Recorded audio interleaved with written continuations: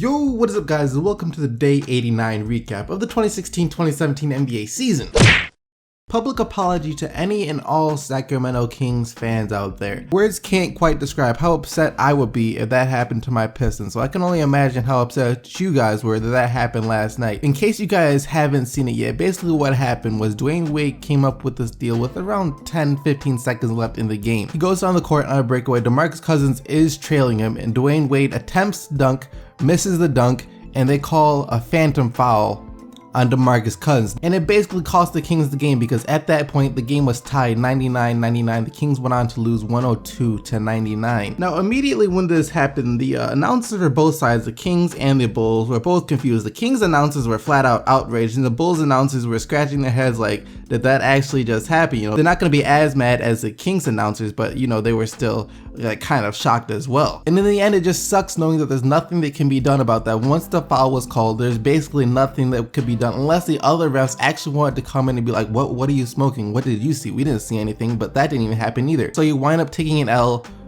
for nothing. First off, it's not like the NBA doesn't acknowledge that there might be a bit of a referee problem. They are experimenting in some games in the D-League with a 6-referee system. 6 referees on the court at the same time to help try to catch some of the no calls or just have more eyes on the court. But I personally don't think that that's the greatest idea. Not only is that more people on the court, I mean the court's already crammed as it is with the 3 referees and then the 10 players out there at all times, so that just causes more incidents for like players running into refs, which, you know, quite frankly it sucks when that happens. It's like, really, there's nothing they can do about that? The ref got in the way of the ball and now it's considered a turnover. That's just messed up. So there's going to be more of that happening if there's 6 people out there in the court. And then a lot of fans want to see like refs get fined, you know, some type of discipline for making these bad calls or missing calls or stuff like that. But in the end, that won't affect the outcome of the games too much. And this is why I wouldn't mind at all the NBA implementing the NFL's challenge system. For those of you guys that don't know the challenge system in the NFL, that aren't aware of the challenge system in the NFL, I think it's a wonderful thing. Basically what it is, it allows coaches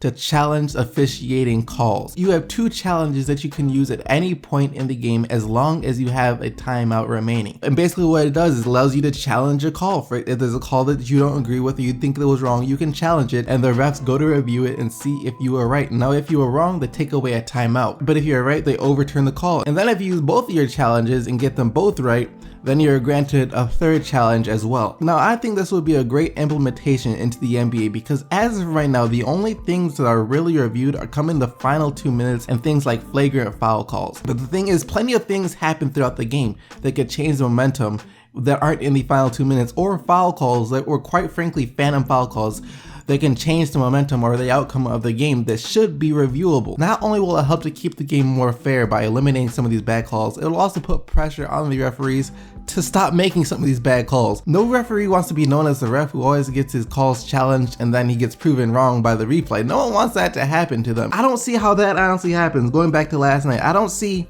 how they see a foul. It honestly doesn't make sense. Of course though, the counter argument to this is that it ruins the flow of the game. When you have people calling challenges and like the officiating crew have to gather together to watch the replay for a couple of minutes, that it ruins the flow of the game, and that's true, but at the same time, wouldn't you rather have them get it right? If something like this goes down, who cares about the flow of the game at that point? And it's not like every foul call is getting questioned either. No coach is going to challenge a play and risk his timeout on something that he's not 100% sure the referees messed up on. So yeah, that's my opinion on this thing. That foul call was absolutely horrendous last night. Once again, I apologize to all Sacramento Kings fans out there for what you have to go through. And whether or not this is just the refs' vendetta against Demarcus Cousins or it was just one of the worst calls in NBA history, that quite frankly doesn't matter. Not even to mention, by the way, that the Kings head coach was trying to call a timeout like 5 seconds before Dwayne Wade even originally stole the ball, which is another thing that's becoming increasingly popular. You know, like the refs ignoring the coach's call for timeout. Sure, it could have been because the arena is too loud, but that's another thing that could need to be fixed because it's becoming more and more popular. Let me know what you guys think about this down in the comment section below though. Do you guys think that coaches should be able to challenge calls? I mean, like basically steal the NFL's challenge system, because I think that works wonderfully.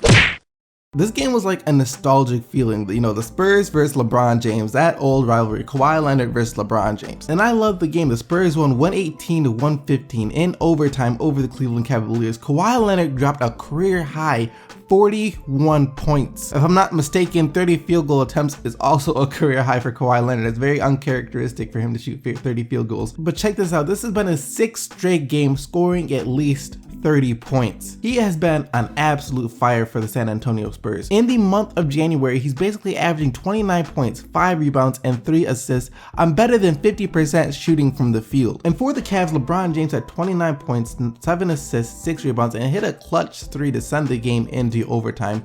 And Kyrie Irving had 29 points and 9 assists. This was the craziest ending to any game I have ever seen. I'm a Pistons fan and this almost gave me a heart attack. The Pistons got the win 113 to 112 on a Marcus Morris tip in over his older brother Markieff. That final stretch literally almost gave me a heart attack with Reggie Jackson missing a shot, them getting the rebound back, giving it to Tobias Harris, getting his shot blocked. He recovers the ball, misses a shot, and then Marcus Morris tips it, and that was absolutely insane. And Marcus Morris led the way for the Pistons too, 25 points and 11 rebounds. And Reggie Jackson had 19 points and 8 assists on the night.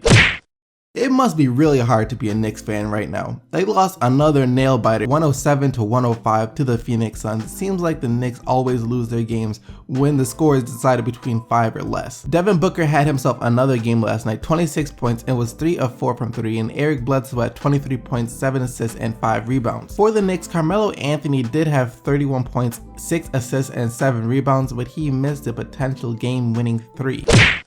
Another thriller from last night though was the Portland Trailblazers versus the Boston Celtics. CJ McCollum versus Isaiah Thomas. Isaiah Thomas may have outscored CJ McCollum, but the Blazers did outscore the Boston Celtics. 127 to 123 was the final score in the overtime game. CJ McCollum had 35 points in the night. I believe he had 25 or 26 points in the first half alone, so he was doing numbers in that first half. And Damian Lillard also had 28 points and 7 assists.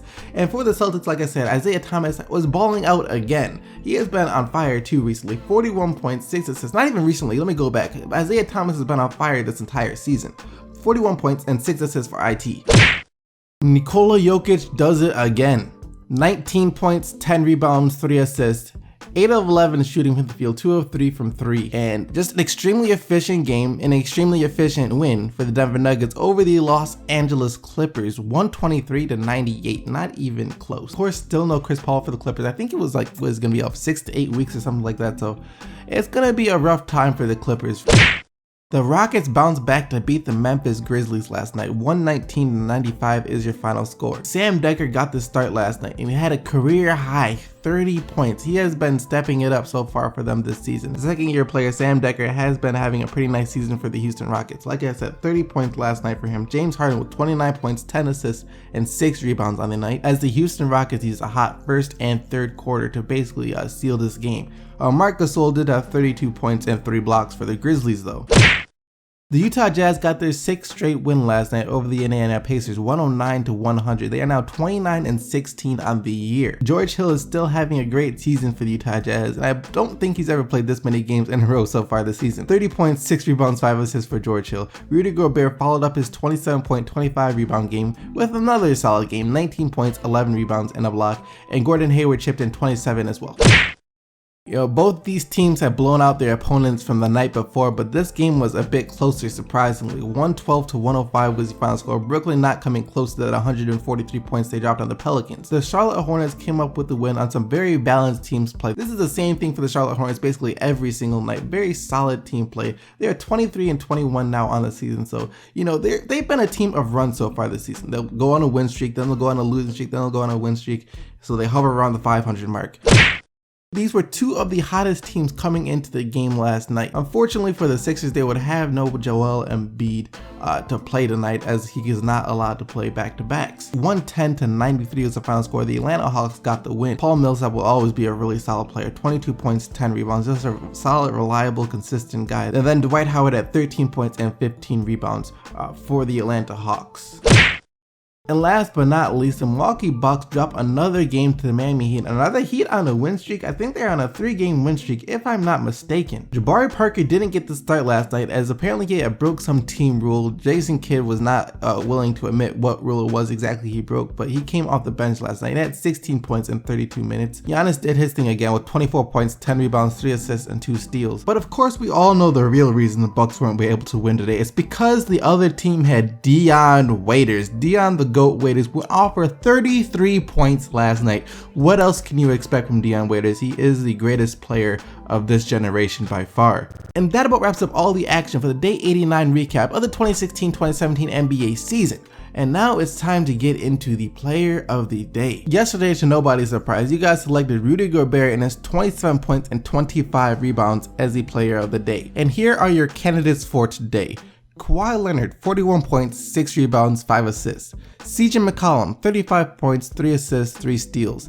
James Harden, 29 points, 10 assists, 6 rebounds.